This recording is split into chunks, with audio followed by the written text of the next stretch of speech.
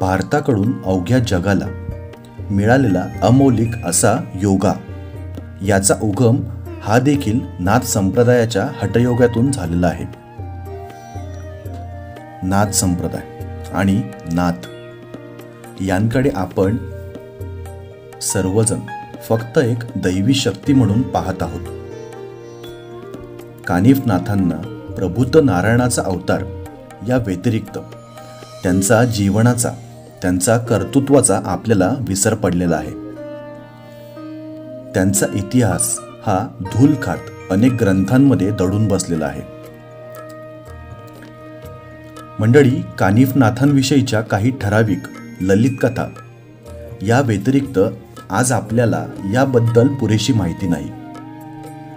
त्यांचा जन्म, त्यांचं कार्य, त्यांनी केलेले बंगाली काव्य, त्यांनी लिहिलेले ग्रंथ सामग्री, त्यांची अनेक विद्वांवर याचे प्रभुत्व आणि सर्वात महत्त्वाचे म्हणजे त्यांचे हठयोगाला दिलेले योगदान, हे सर्व एक गुपित रहस्य बनून आपल्या सर्वांपुढे उपस्थित आहे.